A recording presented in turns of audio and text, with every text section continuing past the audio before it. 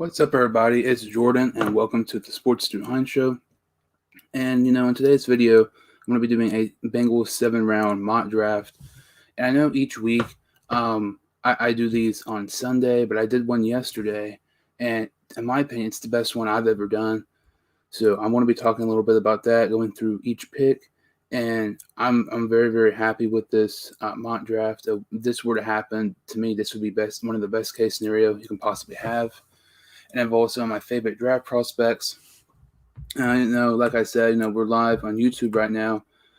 Each Bengals mock draft and each NFL mock draft I do, whether it be individual teams or just in general, they're going to be live from now on. So we'll go ahead and get started here. So when I did the simulator with Pro Football Network, I was offered a trade with New England. And I accepted that trade. So we traded with New England, and we traded back to 15. And to me, I was really, really happy with this because at number 15, we took tight end Kyle Pitts. Pitts is one of my favorite players in the draft. Honestly, I think I might like Pitts more than Devontae Smith and Jamar Chase. Pitts is a generational tight end. Everybody says Penei Sewell is a generational tackle. He might be, but you can make the same case that Pitts is a generational talent at his position as well. And if you got Pitts at 15, that's 100% best player available. I mean, if you get Boyd, Higgins, Mixon, Burrow, and if you add Pitts, he's like a Travis Kelce or George Kittle, and add to our offense, we would be really unstoppable. And I mean, he's just explosive, even yards after the catch. He can do really about everything. He's honestly one of my top 5 favorite prospects in the draft. Probably top 3. But I'm really happy we got him here. So to see what we got from New England, this was the major reason I traded back with the Patriots, because obviously we swapped first-round picks. They got our 5th, and I got their 15th. And they offered me their first and second-round picks next year. More than likely, New England's not going to be very good next season. They're going to have probably another season where they have top 15 picks. So we would have 2 first-round picks next year, 2 second-round picks next year, and Kyle Pitts, who's best player available. And honestly, he's the player I kind of want us to get in the first round as of right now. So, I mean, you're helping your future, but you're really helping your team out right now by getting one of the best players available in the draft, and significantly helping you next year in the draft, having 2 first-round picks and 2 second-round picks. I think that's best case scenario. I don't see how you would pass up on that. I've had some mock situations where I've been offered the 49ers first-round pick, which I wouldn't do that because they picked 12th this year, but they were really injured this season, and they could have been a playoff team even without all of those injuries as well. So I didn't really accept the 49ers trade. Let's see here. What if Slater was available? Slater was actually not available. I don't know. I took a tackle later in the draft. If it was between Slater and Pitts, I would still take Pitts. I really, really like him. He's a Darren Waller or a Kelce or one of those type of tight ends who's, he might be a tight end, but he can still get you 70, 80 yards a game. It can also kind of take the pressure off Boyd and Higgins getting open, and just more targets on our team, so you can't really double team anybody because our offense is going to be unstoppable. And obviously Pitts going to Florida kind of goes back to our next pick here. I don't know how this happened. How I said that Kyle Pitts was one of my favorite players in the draft. Kadarius Toney's right there with him. Somehow I got Kadarius Toney at 38. I will take that 100% out of the time, as long as we don't take a wide receiver in the first round. Toney, to me, I know I've said it before, Kadarius Toney to me is everything the Bengals wish they had in John Ross. Obviously, John Ross, the experiment, clearly didn't work out. And Kadarius Toney, he's just like Ross. He's like a Tyreek Hill. And, he could kind of take over returning for Erickson on punt return. He's really good punt returner as well. He's explosive, yards of the catch. He's just insane. If you were to have Burrow, Joe Mixon, Tyler Boyd, T. Higgins, Auden Tate, and then you draft Kyle Pitts and Kadarius Toney, that's the best young offense in the NFL, and that's not being biased, but that's not even close. Like seriously, like Higgins is on a rookie deal. Toney and Pitts would be on a rookie deals. Tyler Boyd is on a good contract. Burrow's on a rookie deal. That we would have those guys locked up for multiple years. And Toney, to me, I would just absolutely love the pick. I mean, him, Pitts, Boyd, and Higgins, that would be phenomenal. Really make it to where, our offense would be a lot similar like the Chiefs. And I think anybody would really be able to stop us. Odds we keep Green, 0. I don't think there's any chance that we keep Green this season. It's not that we wouldn't want to keep him. I think it's more so that Green just wants to go to a championship contender. And as of right now, that's not really us. But, to me, I kind of think that A.J. Green, a good spot for him would be the Packers or the New England Patriots. I also kind of thought, a good team would be the wherever Marvin Lewis would be a head coach. Obviously Marvin Lewis did not get a head coaching job anywhere, so that's not going to happen. But I really think that the Packers and the Patriots would be both good fits for Green here. I would be absolutely shocked if we would keep Green, because I just don't really think he wants to be, on the team next season. Look at Dalton. He was so close to Dalton. We let him go. Also, another thing to look at, maybe if Green could go to wherever Dalton goes in free agency. Dalton's a free agent as well. They want to go to like the Patriots or something like that. Get the band back together again, or something like that. Wouldn't really be surprised, but to me, the odds we keep Green are about, at the most, I'd say about 5 to 10. But realistically, probably 0. I just really don't think we'll re-sign him. And I mean, we need another receiver. We have T. Higgins and we have Tyler Boyd, but everybody talks about Auden Tate. Auden Tate has a bright future, and he reminds me a little bit of Green. But clearly, the coaching staff is not nearly as high on Auden Tate as we, the fans, are. For instance, early in the season, last year, at one point, Auden Tate was a healthy scratch. How was that even possible? Like, Auden Tate is really, really good, and he should never be a healthy scratch, because he should always be over Erickson. And, everybody, other people as well, Michael Thomas. But the fact that we, had Auden Tate as a healthy scratch at one point kind of proves to me the coaching staff is not fully, set in stone with Auden Tate. But we have Boyd and Higgins, and we need that another receiver. And if we were to get Pitts, that's basically a receiver, because he's going to get a decent amount of targets. And if we would get Kadarius Toney, that would be a huge upgrade to our wide receiver core. If we were to get both, I mean, that would just be phenomenal. To me, I know I said this is the best mock draft I've done. I'm not going to lie, I'm a little bit biased here, because Kadarius Toney and Kyle Pitts are my 2 favorite prospects in the draft. And plus, we got a first-round pick next season and a second-round pick next season with the Patriots. So my 2 favorite players in the entire draft. And we have 2 first-round picks next year and 2 second-round picks next year. That's just absolutely crazy to me. And the fact, like, if this was able to happen, as long as we don't screw up each pick, this is, like, absolutely phenomenal.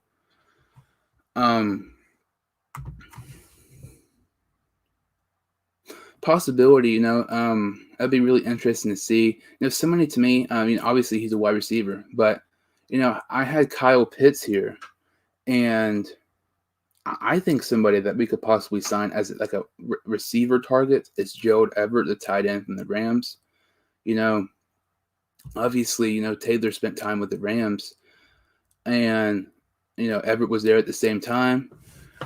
And I think it could possibly be, he's almost coming off a season-ending injury. Drew Sample is still a question mark. I'm still not sold on him at all, but I think Gerald Everett could be a possibility, but I do also think Josh Reynolds could be a possibility. as too. He spent time with the Rams as well. But how do we have 2 first-round picks? I traded with, in case you missed it, I traded back to 15 with the Patriots. The Patriots offered me their first-round pick next year and their second-round pick. I don't know how it happened. This is why I said this is the best mock I've ever done, specifically because of that. I mean, we have 2 first and 2 second next year. We just got Kyle Pitts. We just got Kadarius Toney. This is like a match made in heaven, basically. Yeah, I've kind of showed a little preview. I mean, we're just in the second round here. To go back kind of quickly, came in late. Can you show the mock? I've kind of said this a couple of times here. We traded back with the Patriots. We gave them our 5th. We swapped picks. We got 15. We took Kyle Pitts, best player available, one of my favorite players in the draft. And the Patriots also gave us their first-round picks and second-round picks for that Kyle Pitts trade. You have to do this trade regardless if you don't get Kyle Pitts, because more than likely, Slater or Christian Darrisaw is going to be there. So that's a win-win. I mean, you get one of those tackles or Kyle Pitts. Let's see here. The other picks, people are just tuning in now. Second-round pick, we somehow got Kadarius Toney. I know I've said it, but some of the people in here have said they're coming in late.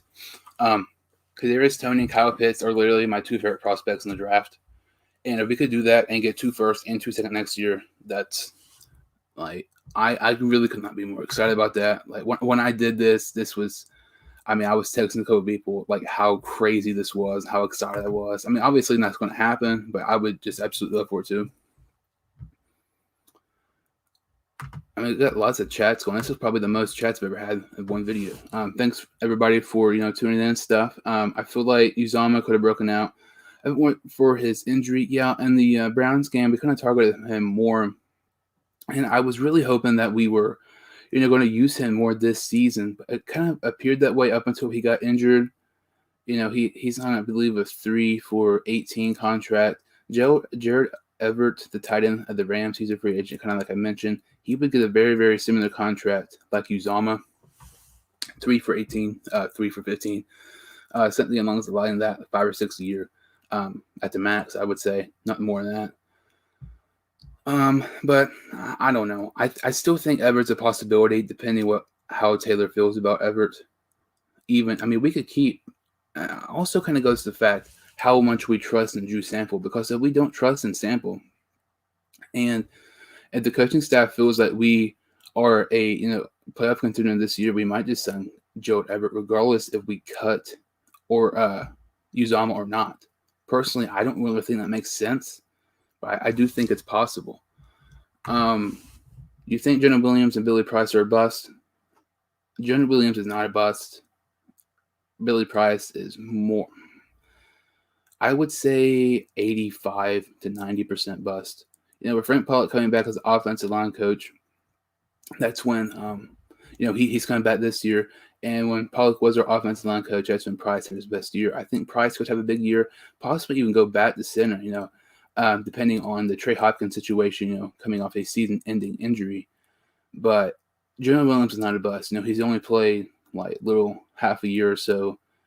He got injured, didn't play the first season. The first-round curse. Our first-round picks always getting hurt. Burrow and everybody else. Hopefully it don't happen this year. But, Williams was good when he played. He didn't play his rookie year because he was hurt. He didn't play any preseason at all. And, obviously we didn't have a preseason this year. So, Joe Burrow against the Chargers is playing his first game as a rookie. But this is Jonah Williams' second season, and he's also playing his first game too. So, I think the expectations with Williams were kind of high, especially, he's not played forever. He was the best offensive lineman coming out of his class, but he's not a bust. Billy Price, I would say about 85%. I would say yes. But it's going to be really interesting this year with Frank Pollock to see what he can try to do with Billy Price. What are your thoughts? Spencer Brown from Northern Iowa. Yeah, I like him a lot. I love small school prospects. And you mentioned Northern Iowa. Northern Iowa is where literally. I was thinking about this earlier today. Um, Mike Fury, I think that's how you pronounce it. The wide receiver coach for the Lions played there. The wide receiver coach of the Bears played there. He played for the Lions, and he led the league in receptions one year. Northern Iowa, I believe, was also where Kurt Warner played college as well. And Northern Iowa is where David Johnson played. So, despite Northern Iowa being a really, really small school, they've had some really nice players to come out of the draft and, play in the NFL. But if Spencer Brown was there in the 4th or 5th round, I would gladly take him. I would actually, rather take him than my offensive line pick. It's going to be the next pick here. And this is a mock draft, and I kind of been answering questions here the whole time. No, I don't think we'll get Martin or Tony. I wish we would, but we won't. But got to be realistic, and this is why this, mock draft. I want it to happen, but realistically, I just don't think it will because I don't think we're going to trade 10 spots back. Tony in the second round is beautiful. Yes, there's very few things in this world that would be better than Kadarius Toney in the second round. And one of those things would be a Bengals Super Bowl win, but Kadarius Toney in the second round would be absolutely phenomenal.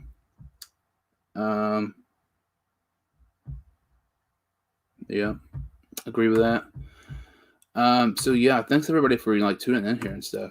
I kind of more people than expected. This is right after school ended and stuff. So we're gonna kind of continue this. Pitts in the first, Tony in the second, Liam Eckenberg, the tackle from Notre Dame, in the third round here. I'm not really super high on him, but this is more so best player available, and it's a team need. We took best player available in rounds 1 and round 2, but I think it would be a good pickup here in the third round if he's available. I have no issues taking him here. Possibly replace Bobby Hart. Okay, Bobby Hart sucks. I think we all agree on that. And I know everybody hates him. He's not as bad as people thinks he is. If he was on a cheaper contract, I wouldn't have a super big issue if we were to keep him. But his contract right now is just it's way too much. And I would rather have us get Eckenberg in the third round and get rid of Hart. So let's see here. Who would you like to sign the offseason? Defense, to me, we kind of we have to re-sign Lawson. That's a must. I don't really. I guess we have to re-sign William Jackson. He's good, but to say he's not a top 10 corner at all. We're going to pay him like a top 10 corner. It's going to be more than likely really stupid, but we kind of have to. We have no. We absolutely have to re-sign William Jackson because he's at times he's really, really good. Other times he can be inconsistent, but he's going to want probably, in my opinion, I would say 13 to 14 million because of Trey Waynes, Dre Kirkpatrick 2.0, who has yet to play a snap for the Bengals, is getting 14 million. I'm pretty sure that William Jackson would want 14 million because he's the best corner on our team. Trey Waynes, is at best our third corner. I think Darius Phillips is better than Waynes, but obviously our staff thinks high of Waynes. So with him, everybody talks about Jackson, but Waynes is that guy. If the Bengals coaching staff are really, really high on Waynes, and we're already paying him a ton of money, I'm not totally for sure if we re-sign Jackson, but we have to re-sign Lawson. That's a must. I wouldn't mind to re-sign Green. I'm not going to lie. Last year I said we should have traded him, and I stand by that. The year before I said we should have traded him. Got a ton of hate for it. And, not this past season, but the 2019 season, we should have traded him before the season even started. Got a second-round pick for him that could help us out tremendously. Instead, we're probably going to get a 5th or 6th round compensatory pick for Green. But, the defense, to me, I'm not really too worried about the defense much because offense wins championships, in my opinion, today in the NFL. The top 4 team, the AFC championship game with the Chiefs and the Bills, and the NFC championship game, the Packers and the Buccaneers, those were the top 4 defenses. So, the top 4 offenses. You win with offense now. I mean, great offense, okay defense will win you a Super Bowl. Great defense and an okay offense won't get you nowhere. Look at the Steelers.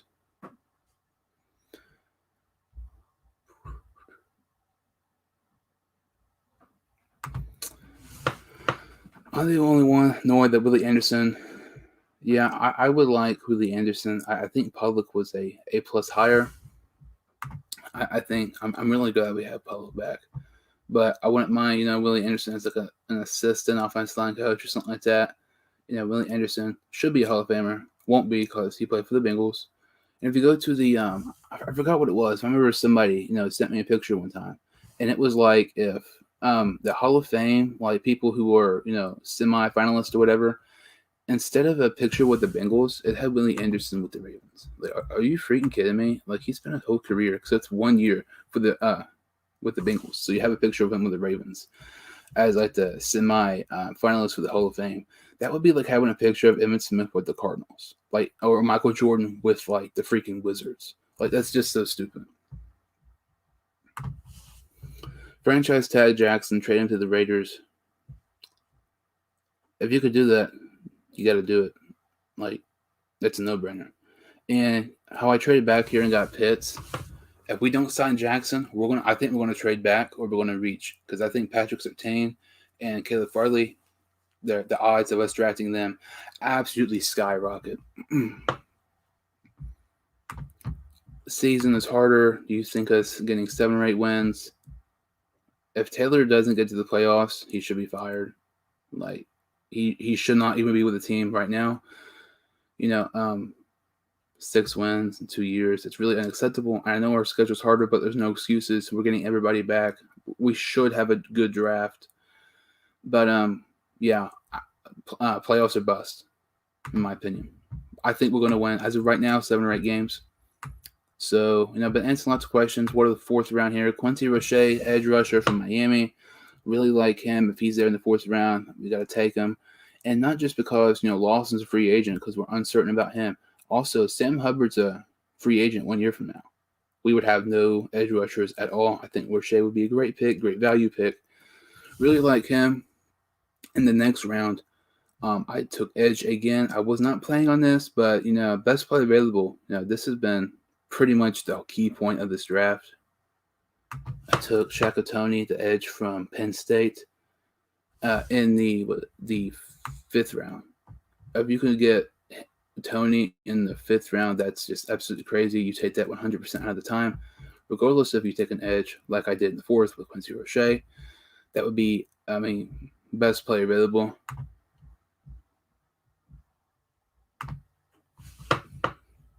Tyson Campbell, he's all right, but I'm not even gonna. I know who you're talking about, the second player, but I'm not going to pronounce it because I don't know how to pronounce it. I like him a lot. He's really underrated. He's going up boards, as an edge rusher. And, Gregory Rousseau from Miami, Florida is dropping a ton. And, Aziz, I'm not going to say the last name, but he's really skyrocketing. I've seen some people have him as his number 1 edge rusher, over him and Kwity Paye.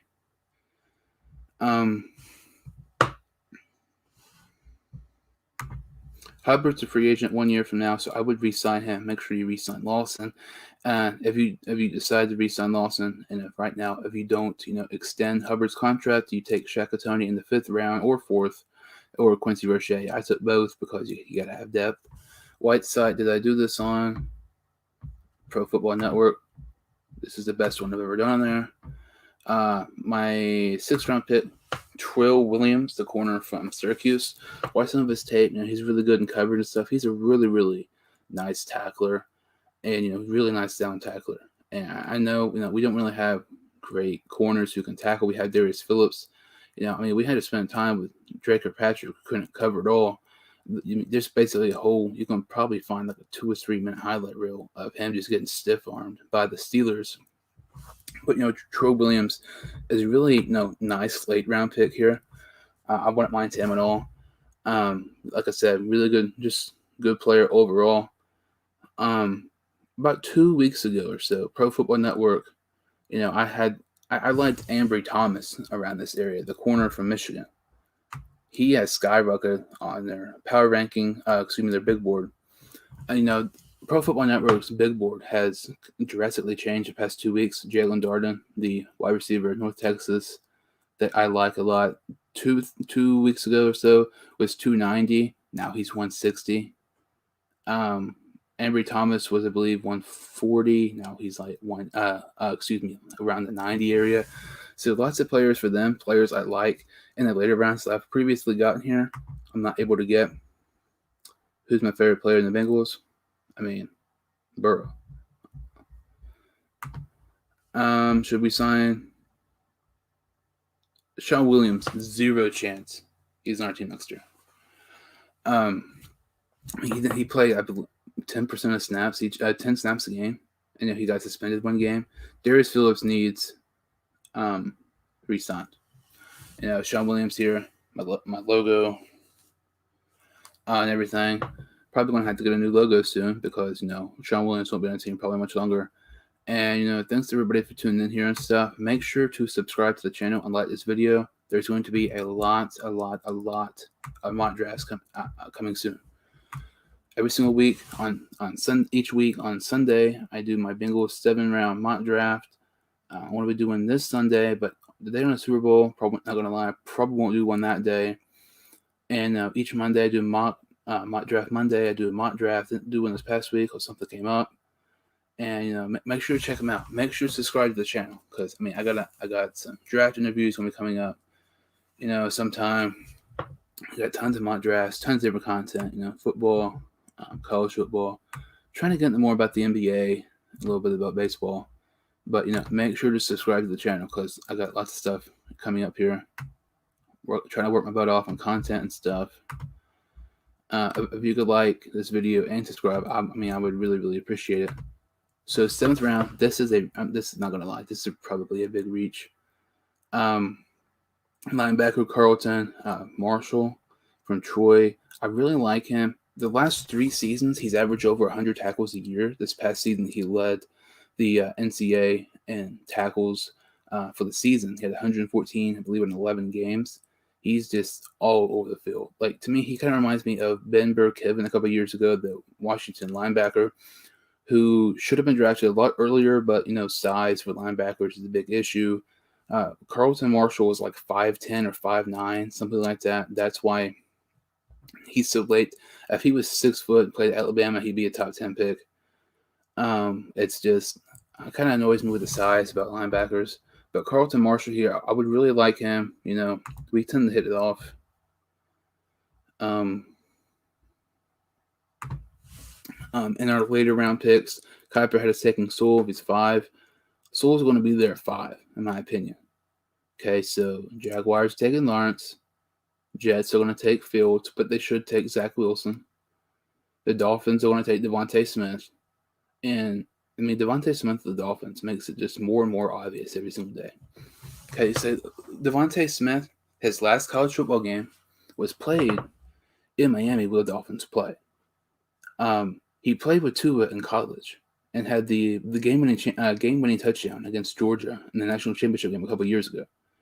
And he's getting coached by the Dolphins in the Senior Bowl. Too many connections for it not to happen. Makes a lot of sense.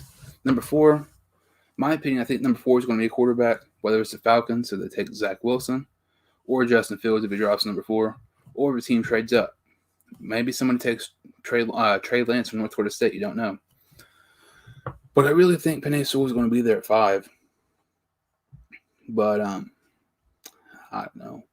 I would like him, but I would rather sign a free agent.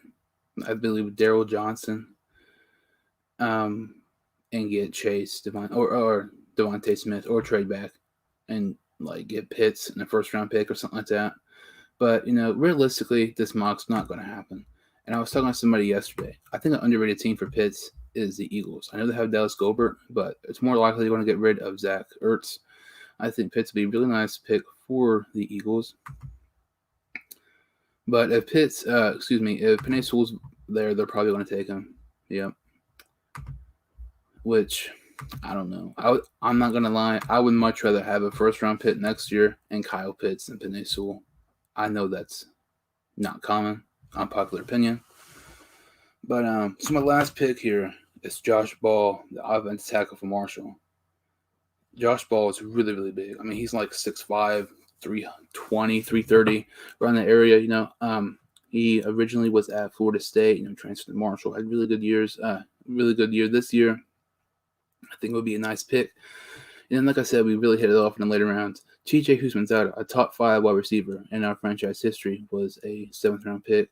Clayton Fitzgerald, a couple years ago, was really good on special teams, was a 6th-round pick. Gene Watkins was a 4th. George Aloka was a 5th. I mean, we really Marvin Jones, I believe he was a 5th-round pick. Auden Tate was a 7th-round pick. Darius Phillips was like a 5th or 6th-round pick. Like, I mean, we could really keep going for this for a long time. But yeah, Souls there at 5. I fully expect us. I fully expect us to take him. So if anybody's just tuning in, obviously live on YouTube. Want to be doing these more often. Still kind of getting used to this stuff and everything.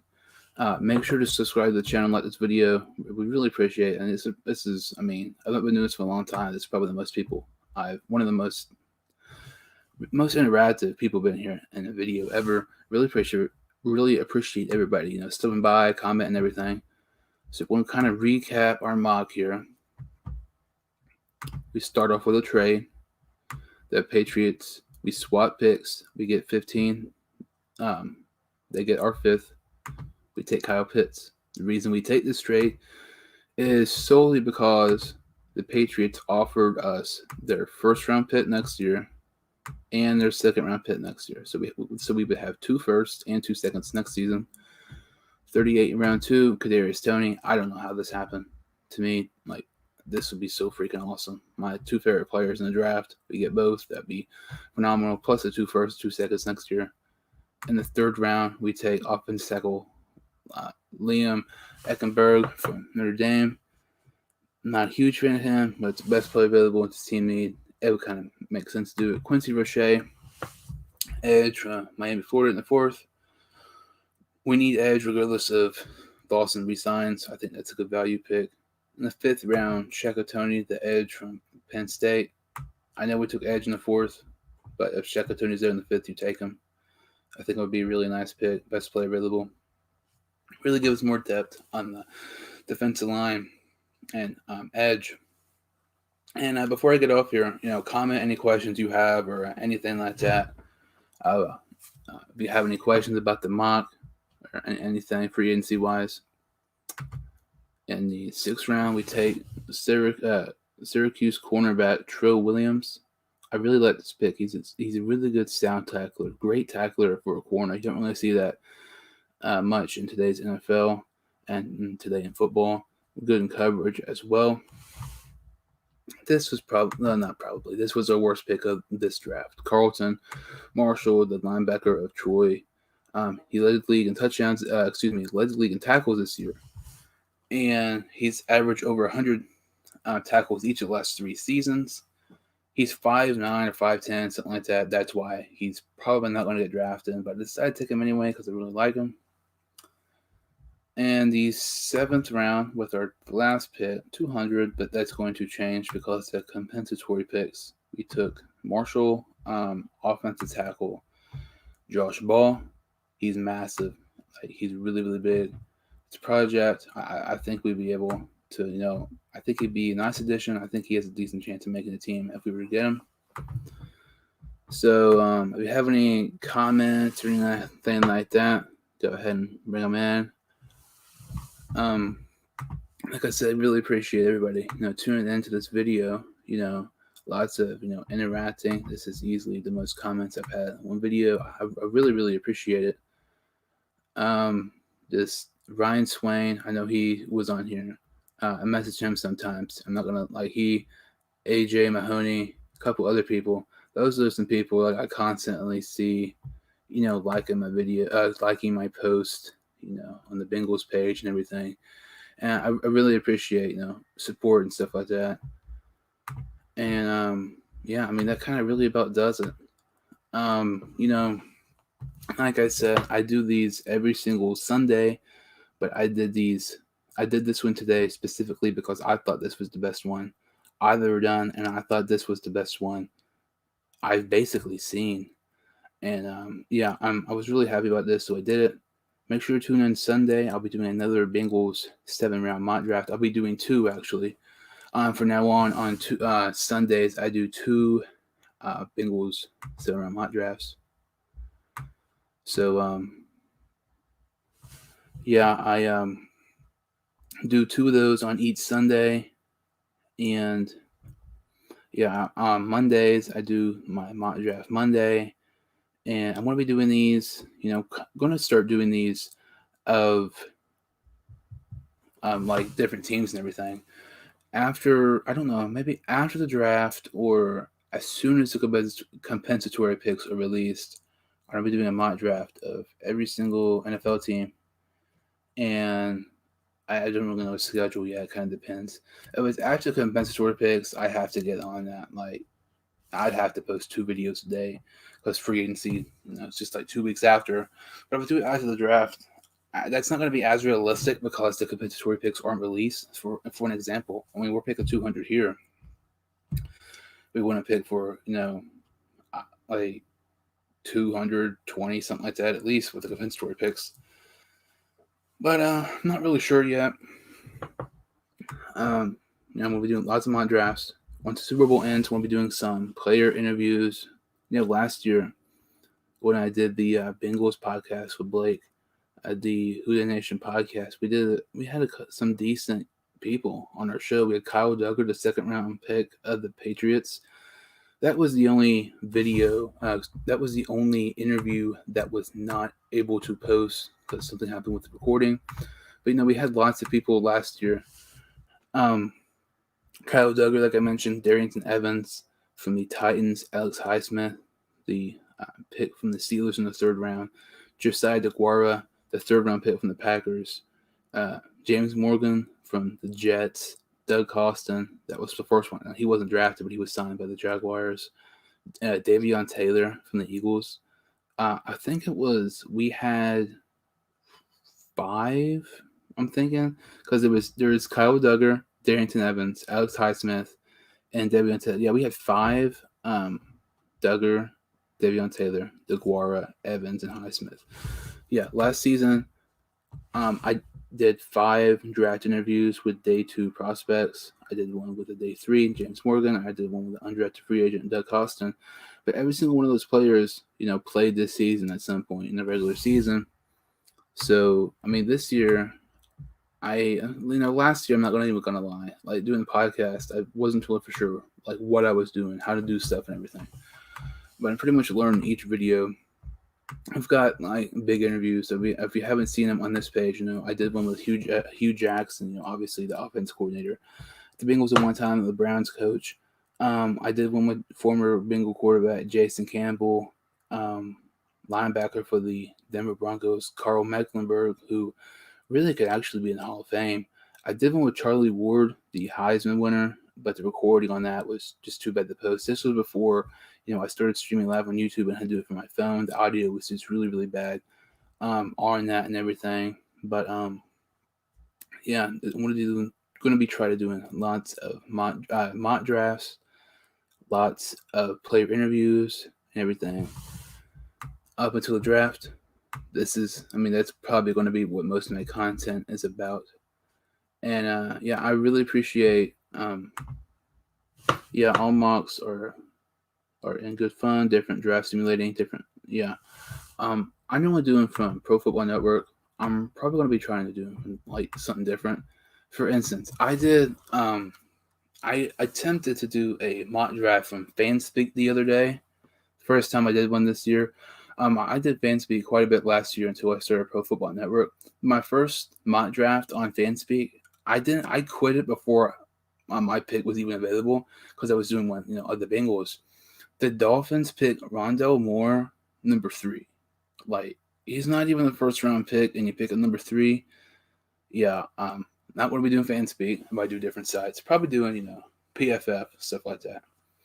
But, I've been on here about 40 minutes now. Had lots of comments and everything. Lots of people tune in. thanks everybody for tuning in, commenting. If you can like this video, I would appreciate it. But more importantly, make sure to subscribe to the channel. I would really appreciate it and everything. And check out Spotify and everything like that I have too. My Instagram page here. Let's see it. Make sure to subscribe to the channel. Fellow Sports Dude Hein Show on Instagram. Dude Hein Show on Twitter. That's where you can follow me on social media. I would really appreciate, I've been kind of like just going here in the past 5 or 6 minutes talking about different stuff like player interviews, mock drafts, different things like that. It's going to be coming up soon. Make sure to subscribe to the channel. I would really appreciate it. I would really, really appreciate it. Thank you so much for listening, and I will see you next time on the Sports Dude Hein